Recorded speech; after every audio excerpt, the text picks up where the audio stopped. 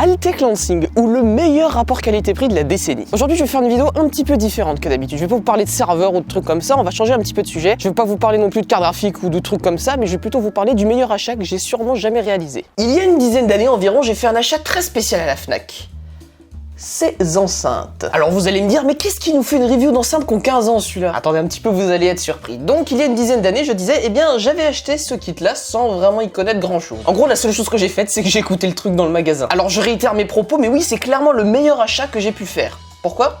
Eh bien, je vais vous expliquer ça avec cette magnifique voix off. Ce FX4021 est un kit d'enceinte PC qui vous paraît probablement tout à fait banal. Mis à part son design qui, je trouve, fait encore très moderne comparé aux enceintes de l'époque, il n'a rien de spécial. Jusqu'à ce qu'on s'approche d'un petit peu plus près. En réalité, ce qu'on peut voir, c'est que par exemple, eh bien, contrairement aux caissons classiques, le subwoofer ici, c'est pas une membrane dirigée vers vous ou vers le sol, mais en fait, c'est plutôt un truc enfermé dans une espèce de truc là. Et surtout, on a l'impression que le haut-parleur, il est un peu à l'envers là-dedans. Et non, j'essaye pas de vous avoir, hein, y a rien en dessous. La particularité de ce caisson de basse, c'est qu'il est ce que l'on appelle un caisson de basse isobarique. Contrairement aux caissons classiques, ce caisson de basse d'un type assez rare de nos jours contient deux haut-parleurs, les deux vibrant de manière opposée l'un à l'autre. C'est pour ça qu'on lui donne le nom de caisson de basse isobarique. Isobar signifie que la pression ne change pas dans un milieu, et d'ailleurs c'est ce qui se passe ici. Les deux haut-parleurs bougent en tandem, et donc la pression reste égale. Et donc l'avantage de cette configuration, c'est que nous pouvons obtenir un son très puissant avec un caisson de basse beaucoup plus petit. Habituellement, pour avoir un son de qualité, on installe ce qu'on appelle un évent basse réflexe, qui permet en gros de retarder le son produit depuis l'intérieur du haut-parleur et de le rendre plus puissant. Là, la configuration isobarique connecte un des deux haut-parleurs à l'extérieur et l'autre à un évent basse réflexe qui ressort juste ici. Ce qui fait que le son il peut être ridiculement fort avec ce truc là.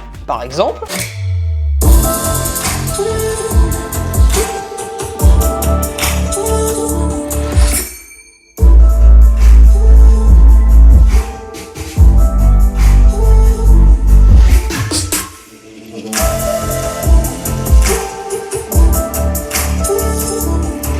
Mais je vous vois arriver, même si vous n'aimez pas la musique avec des tonnes de basses, eh bien ce n'est pas grave, car l'avantage d'avoir une puissance comme celle-ci, c'est que même dans les très bas volumes, la quantité de basse reste tout à fait juste. Alors c'est très bien, on a un caisson de basse un petit peu particulier mais très puissant.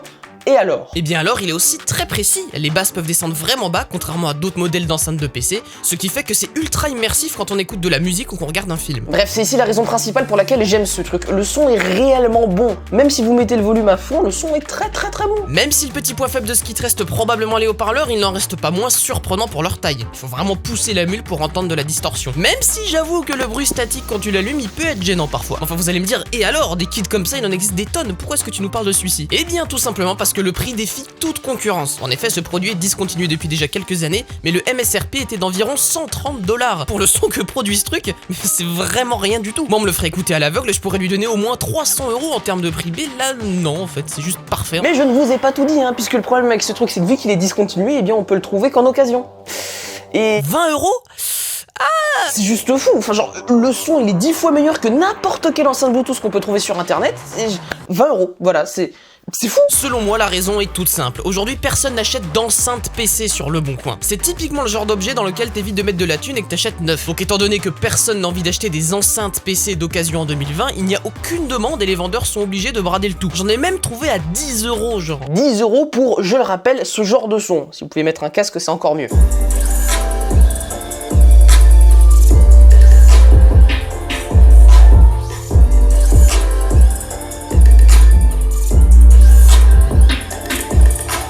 Le problème avec cette vidéo, c'est que si je la sors maintenant, on va pas en trouver à très bon prix sur le bon coin, j'ai l'impression. Du coup, ce que j'ai fait, c'est que j'en ai acheté un autre.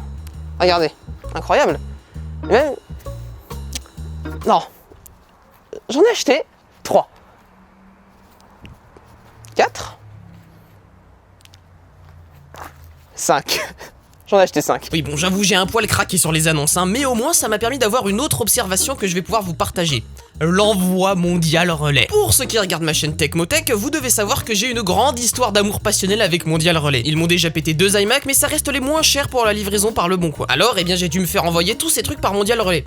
Et franchement, eh bien, c'était une horreur. Entre le caisson de basse qui arrive en morceaux et celui qui marche mal, c'était juste pas possible. Pour vous dire, j'en ai reçu 2 qui sont arrivés avec exactement le même problème. Les vents s'étaient totalement désolidarisés du reste du caisson. J'ai quand même l'impression que c'est une sacrée maladie sur ces trucs-là, donc voilà. Si vous prévoyez d'en recevoir un, voilà comment vous allez pouvoir le démonter. Vous enlevez toutes les vis, vous ouvrez le bordel, vous délogez le câble d'alimentation qui se trouve en dessous de l'évent et vous déconnectez la carte. Puis on crée des petites aspérités sur la surface pour que la glu puisse adhérer, on met de la glu et puis on remet le tout. D'ailleurs, profitez bien de ces images parce que ce sont les seules que vous allez pouvoir trouver sur internet étant donné que personne n'a jamais mis de photo ou de vidéo de ce kit démonté. C'est juste un scandale. Surtout que bon, certes, le truc il fait assez quali à l'extérieur, mais quand tu regardes à l'intérieur, tu vois où est-ce qu'ils ont fait des économies. Mais on s'en fout parce que le son est bon. Et aussi pris dans ma folie, eh bien j'ai emporté quelques potes avec moi. Il y en a un qui l'a commandé et qui a reçu un haut-parleur cassé. Du coup, bah voici des photos de l'intérieur du haut-parleur si ça vous intéresse. Pour l'ouvrir, vous devez décoller le tuile dessous, enlever la grille, dévisser, déboîter, et voilà, vous y êtes. D'ailleurs, vous remarquerez par ces images que la conception est ridiculement simple. En effet, avec ce kit, pas de Bluetooth, juste de l'analogique. Bon, moi, ça bug jamais. Petite feature aussi, ce kit est livré avec une commande filaire qui permet de régler les basses, les médiums et plein d'autres petits trucs. D'ailleurs, voici à peu près comment j'ai réglé le mien. Si vous avez de la chance, vous aurez même la télécommande infrarouge avec.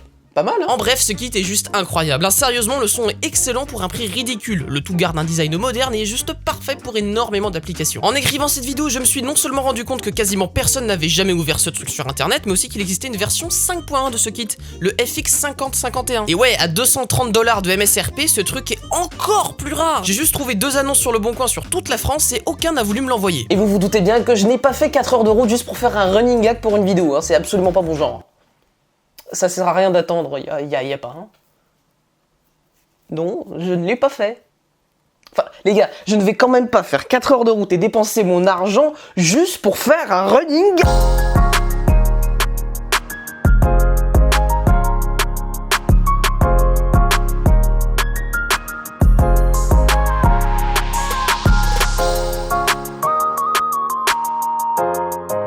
Enfin bref, cette vidéo elle est surtout sur la version 2.1 que j'ai pu utiliser pendant des années. Hein. D'ailleurs, si par hasard à cause de la vidéo de quelqu'un vous pouvez plus vraiment en trouver à très bon prix, ça risque d'arriver malheureusement. Mais si vous avez l'occasion, je vous conseille d'en prendre un parce que franchement, c'est juste génial en fait. Si vous avez un casque, vous arriverez peut-être à vous imaginer la chose, hein, mais ce truc monte à un volume, tout ça sans saturer un seul instant. Ça en fait vibrer les objets de mon décor, dis donc. Et le pire, c'est que pour cette vidéo, j'ai essayé de voir si Altec Lansing n'avait pas envie de refaire un truc aussi ouf. Mais maintenant, sur leur site, c'est plutôt uniquement des boombox et des enceintes un peu nulles, hein, donc ouais, ça a pas l'air de valoir énormément le coup. Malgré ses 15 ans d'existence, ce système reste quand même tout à fait révolutionnaire. Et je vais vous dire, je suis pas prêt de m'en racheter. Surtout au prix auquel on peut les trouver.